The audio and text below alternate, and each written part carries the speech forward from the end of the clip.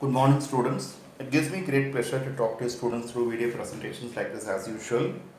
In the previous video, we have discussed around 10 problems on the board type paper which I have prepared with respect to the portions meant for the first term of class 12 CBSE mathematics. Now we'll continue from the 11th sum today. The question goes like this: just find the product. In fact, 1, 2, 3. Of course, this is 4, 5, 6, and of course, -1, -2, -3. These three products you should do. In fact, this is of order, first one is 1 by 3, this is of order 3 by 1. And here, of course, it is again 1 by 3. Okay, let me just see. Since matrix multiplication is associative, I can either multiply the second and third and multiply with the first finally, or I can multiply first and second and do this. Over here it will be, in fact, the answer here will be 1 by 1. Just see here, it will be 4 plus 2 5s are 10 plus 18 into, it will be -1, -2, -3. This is of course 32 into, it will be -1, -2, -3. Therefore simplification here is easier. -32 -64, it is of course -96. It will be of order 1 by 3. Let me just repeat. You are given 1, 2, 3 is 1 by 3 matrix. You are given 4, 5, 6 3 by 1 matrix, and have to multiply with 1 by 3 matrix. There are 3 matrices which ought to be multiplied. Since matrix multiplication is associative, I can multiply the first and second, then I can do the process with the multiplication with the third one. Now here, of course, first row, first column, there is only one entry here ultimately. First element here, first element here, plus second and second, and third and third. Answer is anyway 1 by 1 here.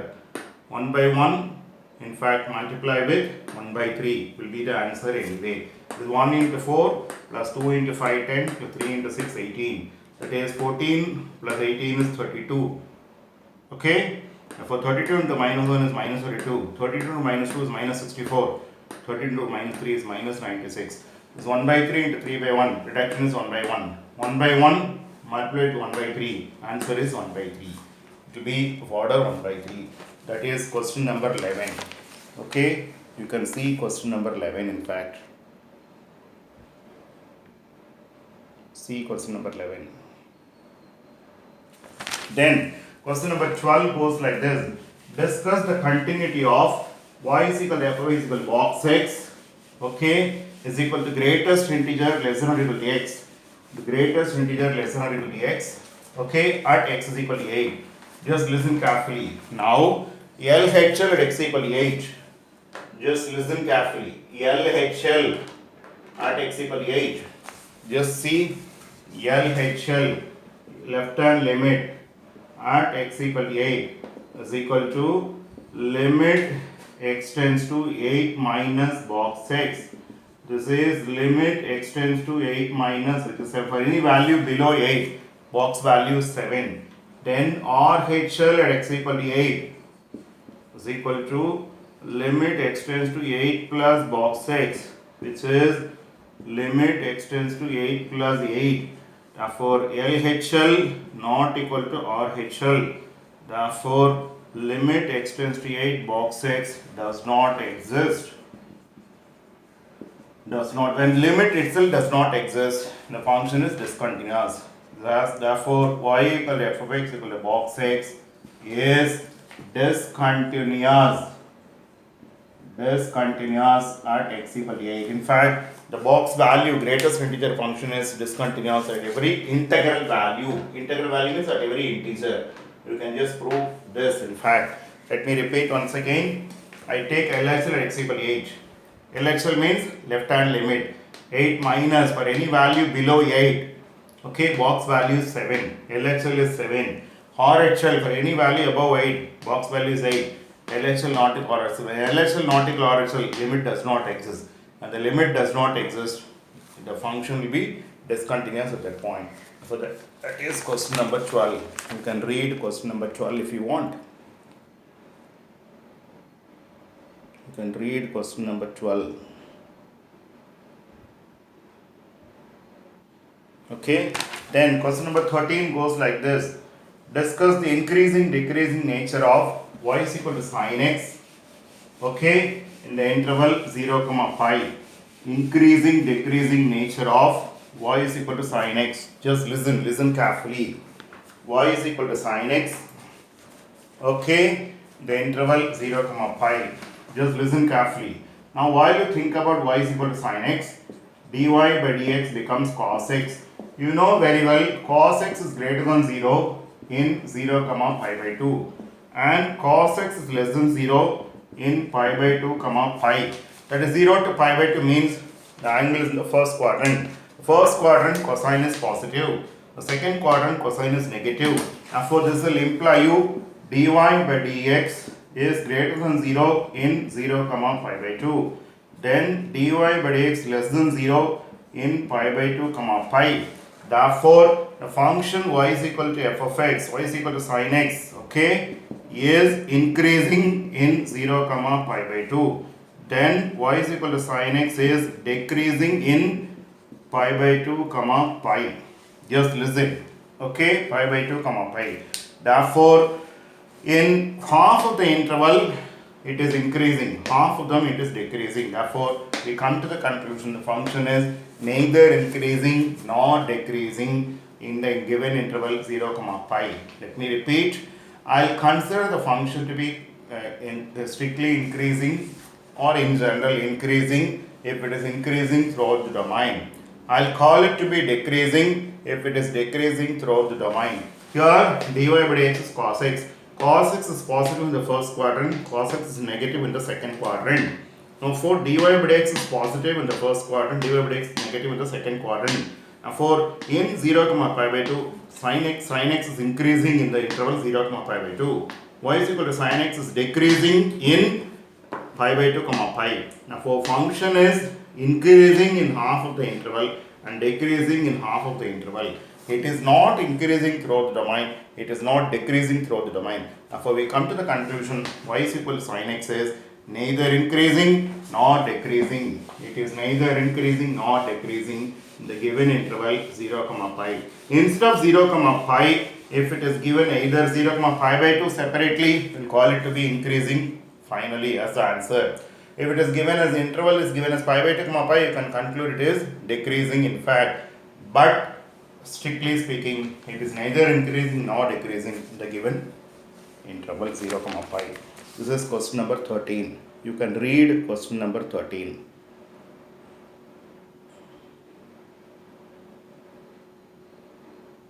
Okay, I'll move on to 14. Question number 14 goes like this. Evaluate integral a power 7x. Evaluate integral a power 7x plus 5 secant square 5x. Integral a power 7x plus 5 secant square 5x minus 7 phi 7x dx. Okay, dx. Just listen. You mean to say here it is integral a power 7x dx plus 5 integral secant square 5x dx minus 7 integral sin 7x dx. Therefore it will be a power 7x by 7 log a. Okay, while you think about the derivative, you will get it to be a power 7x into 7 into log a, therefore divide by 7 log a. Then here it will be 5 into, this is tan phi x by 5, 5 will get cancelled, minus 7 into, it is minus cos 7x by 7 plus c. Therefore my final answer will be automatically a power 7x by 7 log a plus tan phi x plus cos 7x plus c. Let me just repeat the whole process, just listen. A power 7x, the integral will be a power 7x by 7 log a, because in the derivative I will get it to be a power 7x into log a into 7, therefore divide by 7 log a. Here tan phi x by 5, because in the derivative I will get it to be secant square phi x into 5, 5 gets cancelled here. This is for sine, it is minus cos 7x by 7, in the derivative I will get into 7, divide by 7. Therefore final answer will be a power 7x by 7 log a plus tan phi x plus cos 7x minus into minus plus cos 7x plus c is the final answer. That is question number 14. You can read question number 14 if you want. This is question number 14.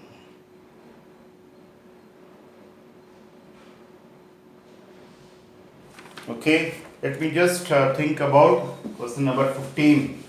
Question number 15 goes like this. Just see here.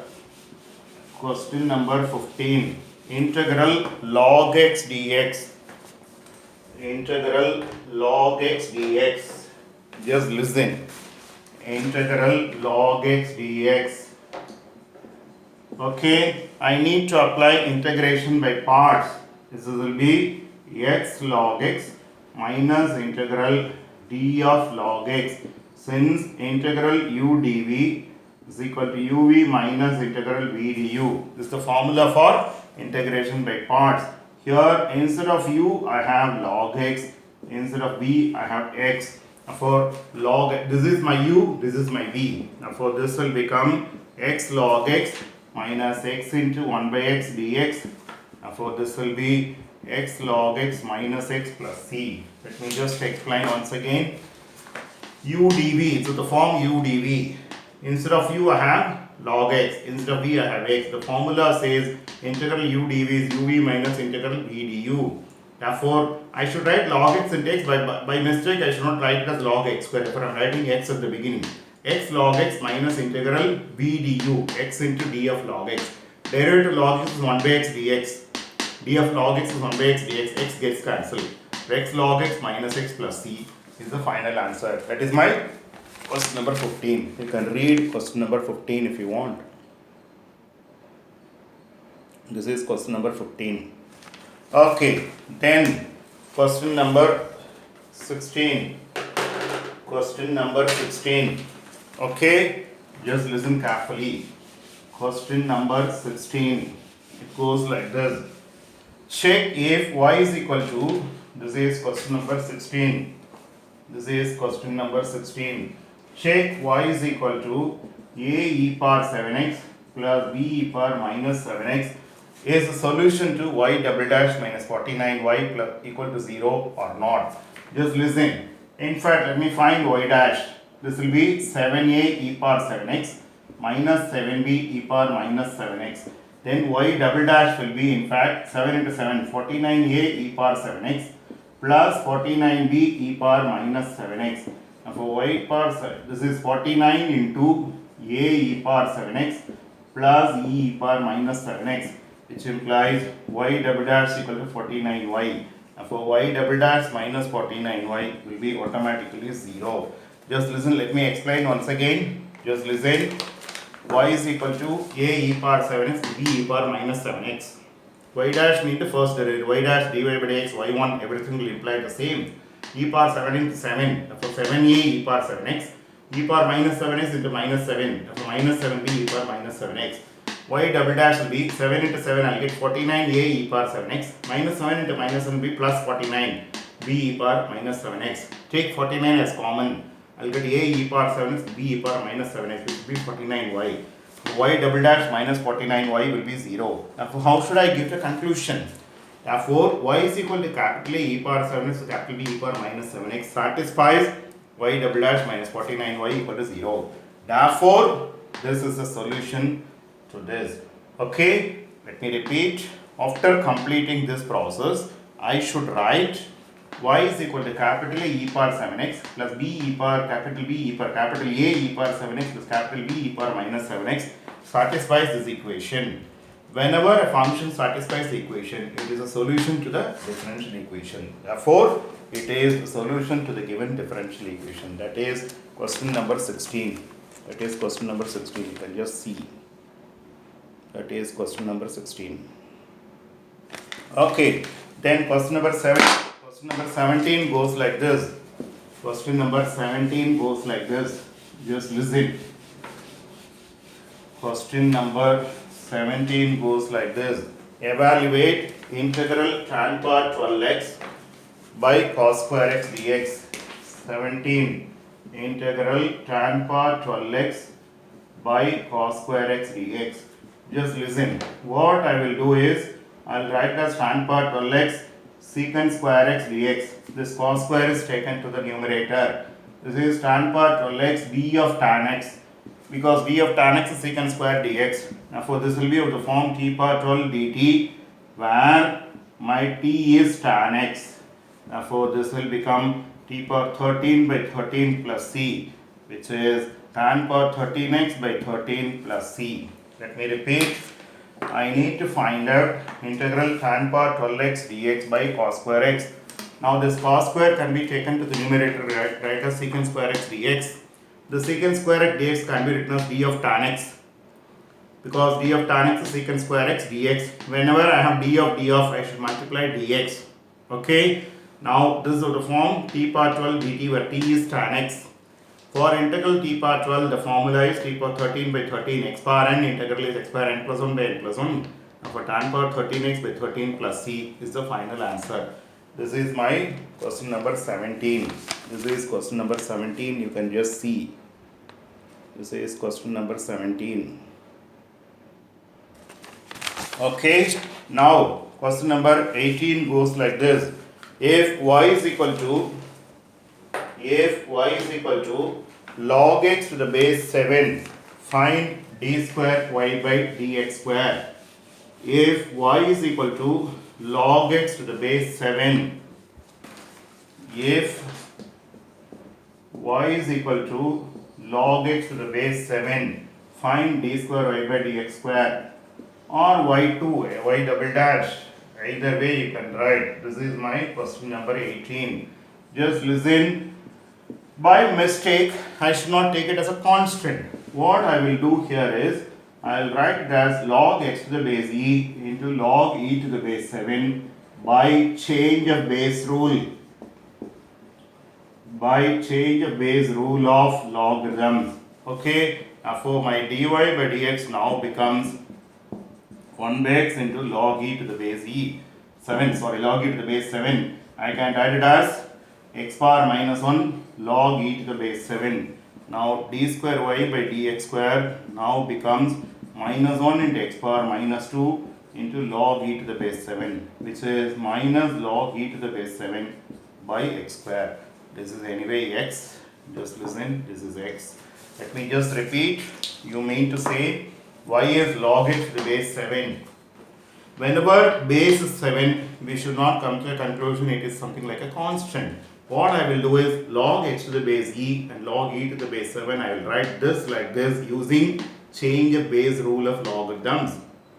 Now derivative log x to the base e is 1 by x. This is a constant anyway. Log e to the base 7 is a constant.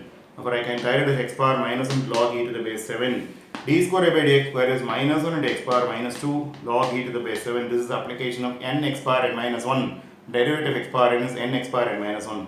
Final answer becomes minus log e to the base 7 by x square. That is question number 18. That is question number 18. Just see, this is question number 18. Okay, then question number 19 goes like this. Question number 19 goes like this. Evaluate integral 0 to pi by 2 sine square x dx using one of the major properties of definite integral. Let me just take I is equal to integral 0 to pi by 2 sine square x dx. Okay, now also I is equal to integral 0 to pi by 2 will be sine square pi by 2 minus x dx. What is the rule here? Integral 0 to a f of x dx is equal to integral 0 to a f of a minus x dx. That's the rule I am supposed to recall. For I will be is equal to 0 to pi by 2, this will become cos square x dx. Name this as 2. Now add 1 and 2. What do I get? 2i will be is equal to 0 to pi by 2 sine square x plus cos square x dx. Therefore, this will be integral 0 to pi by 2, which is x 0 to pi by 2, which is pi by 2 minus 0. For I becomes pi by 4. Let me just recall how the answer goes like this. I take I equal to 0 to pi by 2 sine square x dx. I am not going to use the direct formula. I can here write sine square x 1 minus cos 2x by 2. I am not going to use that. Okay, I will name this as 1. Also, I equal to 0 to pi by 2 sine square pi by 2 minus x dx, because 0 to a f of x dx, 0 to a f of a minus x dx. That is the rule I am supposed to follow here. Instead of a, I have pi by 2. 0 to pi by 2 sine pi by 2 minus x is cos x. It will become cos square x dx here. Add 1 and 2. 2i becomes 0 to pi by 2 sin square x plus cos square x dx. This will become 1. Integral dx is x. Upper limit is pi by 2, lower limit is 0. For I becomes pi by 4. Now for my answer becomes pi by 4. That is question number 19. That is question number 19. You can just see. That is question number 19.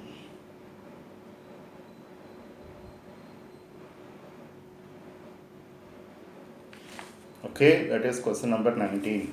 Then question number 20 goes like this. If determinant x7, 12, 5, determinant x7, 12, 5, okay, is equal to determinant 4, 3, 7, 8, find x. Okay, just listen. Determinant x7, 12, 5 is equal to determinant 4, 3, 7, 8. I am not supposed to equate the corresponding values by mistake. That is possible only when, matrices are equated. Okay, just listen. Here I will get it to be 5x minus 84 is equal to, this is 32 minus 21. This will become 11. Therefore, 5x becomes 11 plus 87. This will be 98. Therefore, x becomes 98 by 5. Let me just repeat. Determinant x7, 12, 5 is equal to determinant 4, 3, 7, 8. 5x minus, this will become 84. Sorry. I'm sorry. This will be 84. Sorry. Therefore, this will become anyway 84. This will become 95. Sorry. I made a mistake. Therefore, 95 by 5. It may be 19. Let me just repeat. 5 into x minus 7 12s are 84. There is a mistake earlier, sorry. Then 4 8s are 32, 7 3s are minus 21. This will be 11. Okay. Now for 5x becomes 84 plus 11, which is 95. So x becomes 95 by 5, which is 19. 5 19s are 95. Okay. Now for due to time constraints, let me stop here. From 2 more questions I will discuss in the next video. Thank you.